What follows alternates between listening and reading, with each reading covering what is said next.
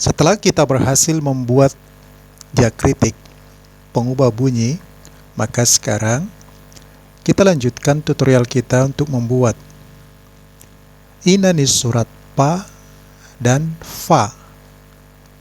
Kenapa sekaligus dua-dua ini? Karena inani surat fa ini sebenarnya tinggal diduplikasi dari inani surat pa ini. Ini akan sangat mudah membuatnya karena hanya berupa garis lurus. Oke, kita copy saja terlebih dahulu pa, copy, kemudian masuk ke font left, buka tombol P, sini di samping O, P, klik 2 kali, klik kanan, paste artwork.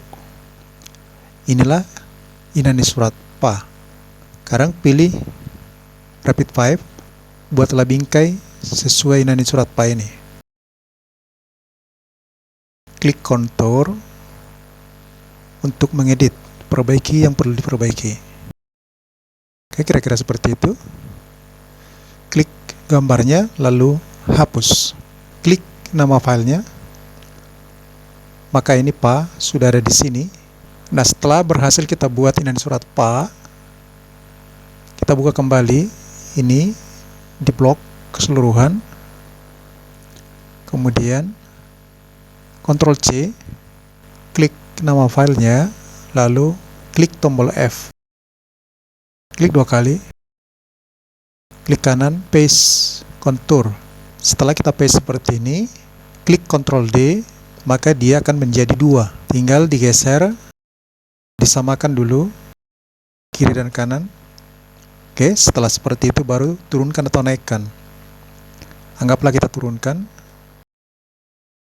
Maka inilah yang akan kita gunakan menjadi fa, 2 garis sejajar. Kita klik nama filenya di sini. Kalau kita lihat gambarnya, ini fa, 2 garis sejajar. Oke, sangat mudah kan teman-teman? Jadi hanya membuat garis seperti ini. Nanti tinggal kita rapikan secara keseluruhan. Jika sudah selesai, kita buat seluruh bentuknya, modelnya. Baru kita atur ukuran dan posisinya. Sampai di sini dulu tutorial ini. Saya Pitus Polikarpus Surung Simanulung. Sampai bertemu kembali dalam tutorial selanjutnya dalam membuat inani surat lainnya.